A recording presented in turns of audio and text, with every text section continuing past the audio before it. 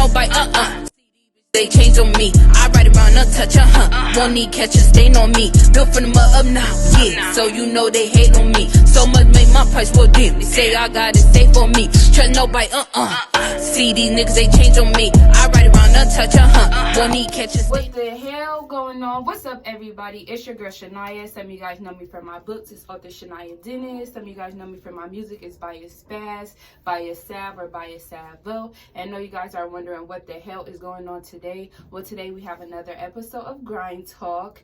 If you guys watch all my other Grind Talk interviews, then you know I've been talking about this interview on everyone. I'm super excited. So make sure you like, comment, subscribe, turn that bell on. Make sure you tell your mama, your daddy, your sister, your boyfriend, your cousin, your side nigga, your side girlfriend, whoever, to get to my channel and run it up, because we going up. And let's get straight into the video.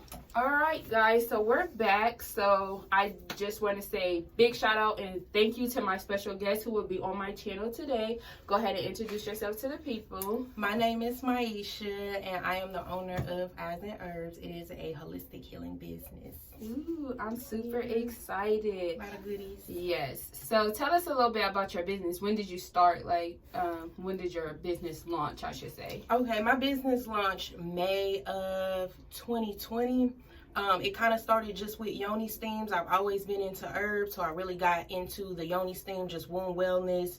And from that point, I started looking into males as well because I wanted a business that was unisex. I wanted everyone to be able to use every product. So being that I kind of was in that direction, I looked into male steaming as well, and I just got a little deeper into the herbs, started studying herbs. To this day I'm still studying herbs. And now I have so many different products. I have a herbal wash. It's all organic. All my products are organic, blessed by me, so nothing leaves without blessings and cleansing. All of that is very important. So that's really what my business is about. I also do spiritual readings as well, so that's my biggest thing with my business. Okay.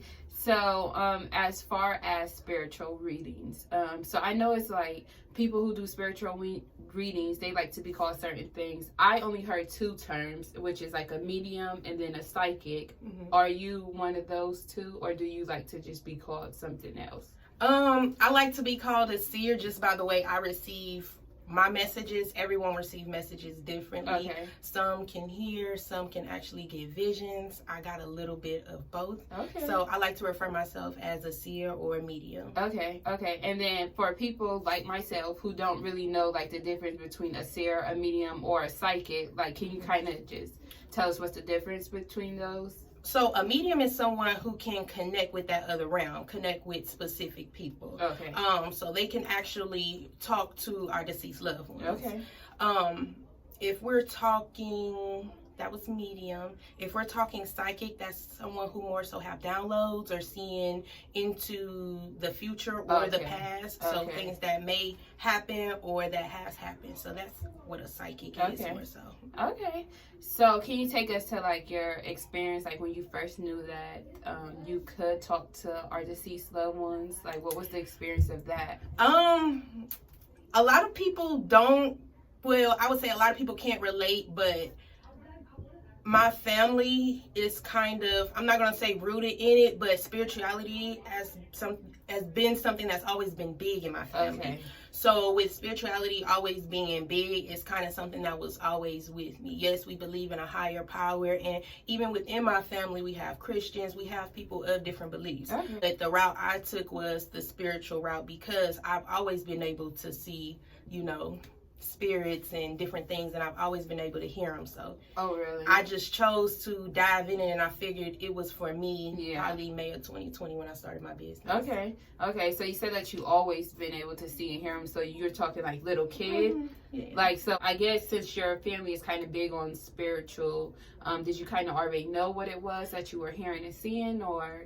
No, because you have to understand, like, with me, I'm 30. Okay. And with the era that my parents and grandparents grew up in, that was something frowned upon. Okay. So it wasn't more so that, oh, we're deep in it as far as how deep I am into my workings and spirituality. Okay. It's more so like, you know, we know our ancestors. We know to praise our ancestors, give thanks to our ancestors. We know there's a higher power that help us. Okay. So it was more like that, and it was always more so being comfortable with just death. Okay. I'm from Louisiana, so yeah, I have an aunt whose house is right across the street from the graveyard. Like literally, you step outside, that's the graveyard. So it's something that's kind of always been around me. Okay, so like being able to talk to spirits and see them and hear them, which is super great. Honestly speaking, with you like being comfortable with death and seeing and hearing spirits, is there like a story you can tell us of the most,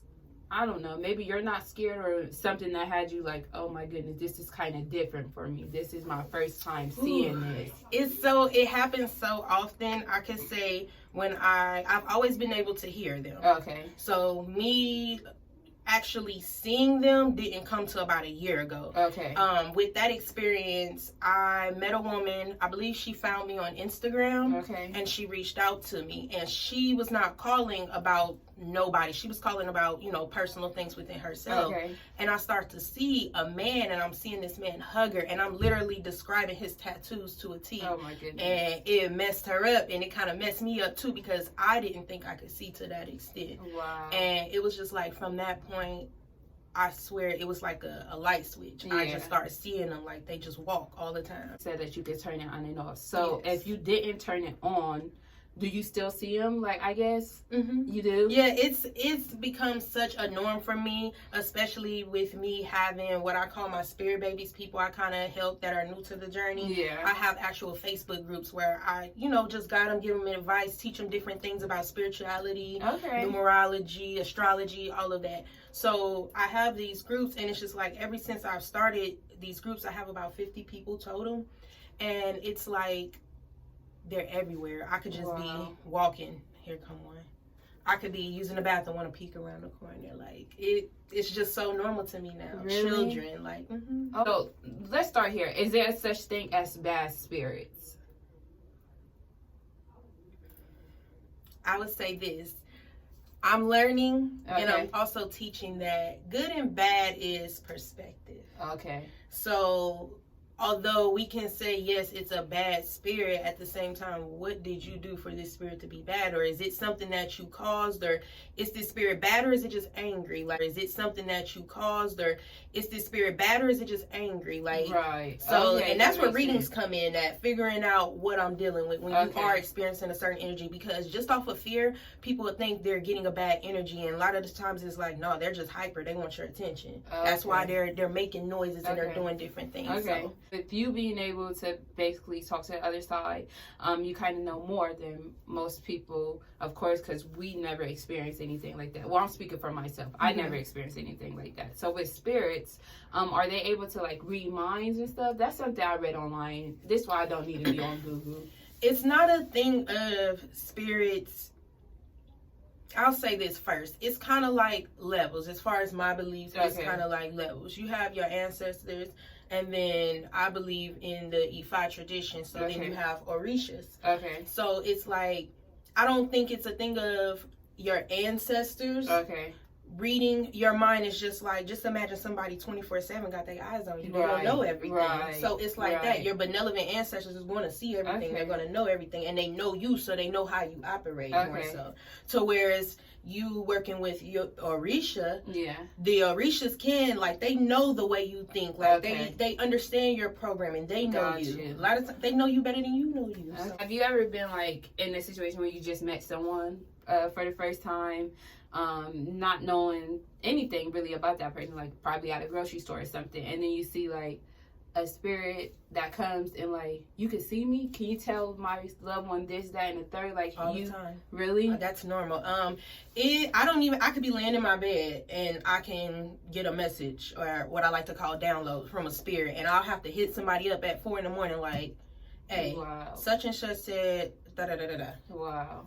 So yeah. Wow, this is just giving me chills because it's just like I kind of always like looked into stuff like that because like I lost my dad when I was 19. I lost childhood friends. Now recently, my brother was just murdered, so it's just like I need to know like what's going on. Like, are they okay? So being like a spiritual person, how big is energy for you? Like a person's energy? Oh, it's major, and it's something as a spiritualist and dealing with multiple people and multiple energies, I have to learn how to block. Like, I will also say a lot of the times when dealing with death, we're so eager to know the last minute things, we're not giving them a chance to cross over. Yes, I know a lot of spiritualists and a lot of mediums, they won't do a reading unless said person has been passed for a year, because it's just like, give yourself time and also give them time, because a lot of the times the answers that you're seeking will be answered. You just gotta be patient. Have you ever like seen, I guess the other side, like you can see spirits, but have you ever had like a vision come to you? Well, do you get visions? I guess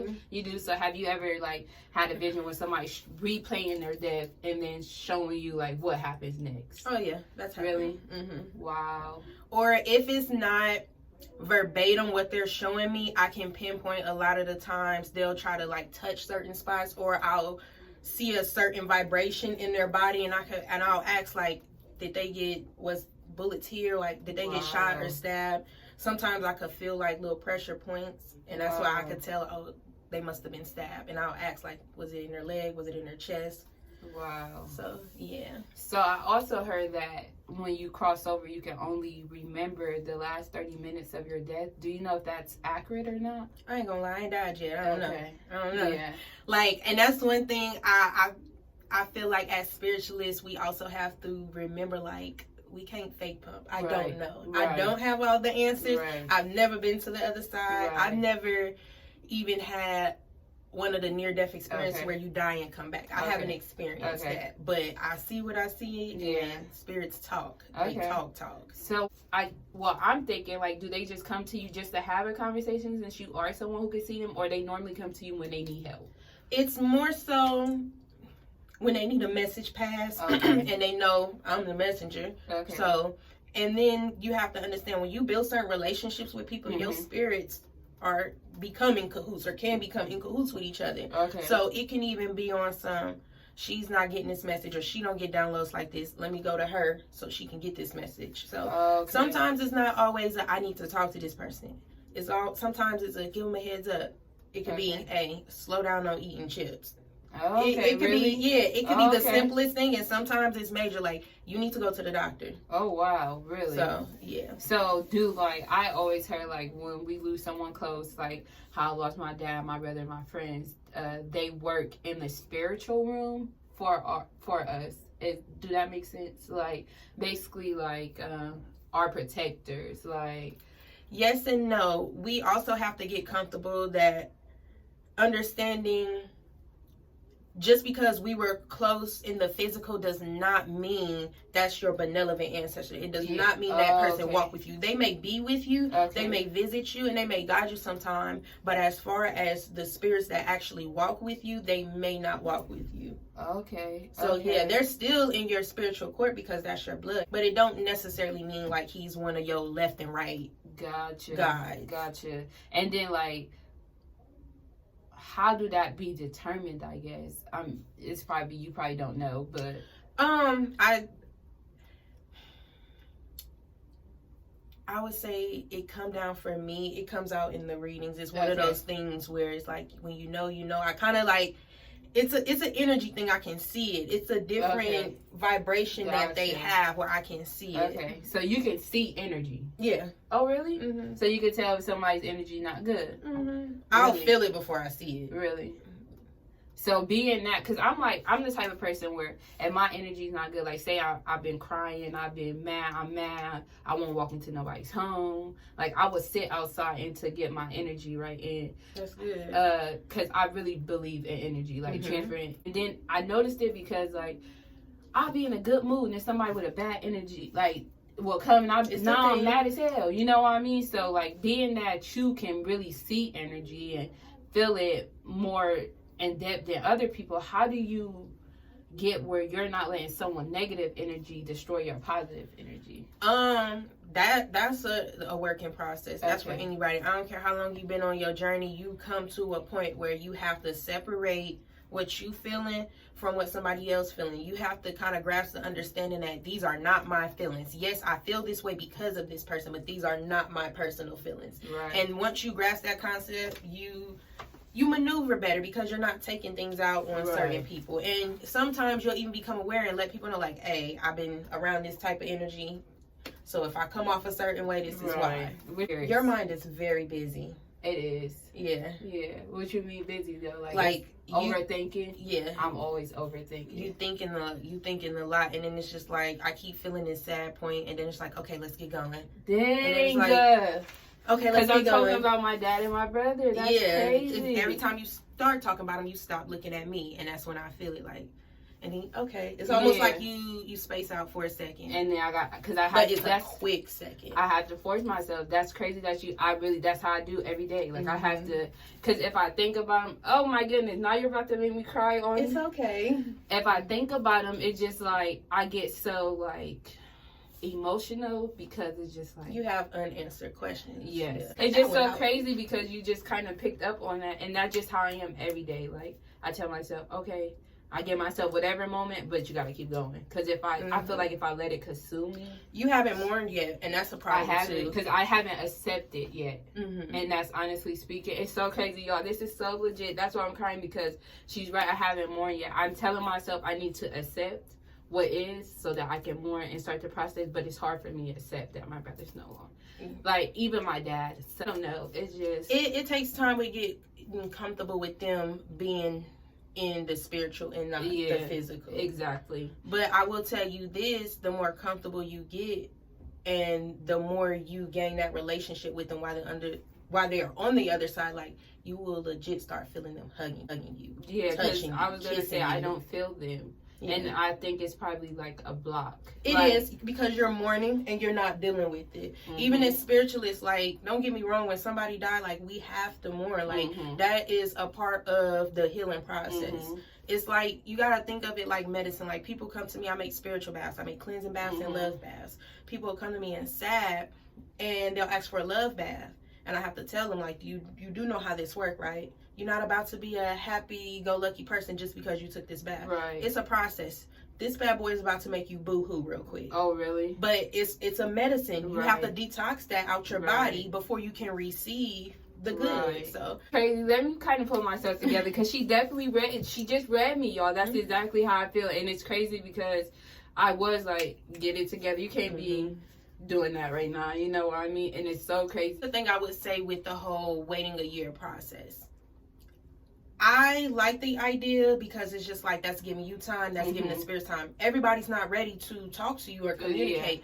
Some people, depending on how they pass, that transition is hard.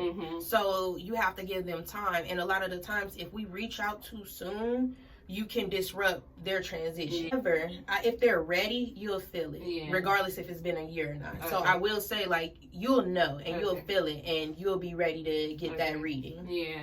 So when you do hear spirits, is it your voice or their voice? Both sometimes. Sometimes it's mine, sometimes it's theirs. When it's mine, I have to sit and make sure what I'm hearing is them and not me. So is it like, you know how like when you read a book you hear that voice in your head? Like, is it like that, or you can, like, it's like how you're hearing my voice? Like, it's some people I can literally hear their voices, how they talk, and then some it's like me, like how we're talking right now is how I can hear them clear as day. For people who be like, dang, who can be watching like, she's saying some stuff that I have experienced, but I'm not sure. How would they know if they are capable? I would say there's so many gifts. Everybody's gifts are different. Everybody's gifts function differently. For example, I'm a seer, you could be a seer, but the way you receive those messages can be completely different from how I receive the messages. So I would say, honestly, it takes studying yourself. It takes tapping into yourself, sitting with yourself, really understanding the supernatural that happens. Okay. Or like when certain things happen where you can't explain it, sit with it. How did this message come to me?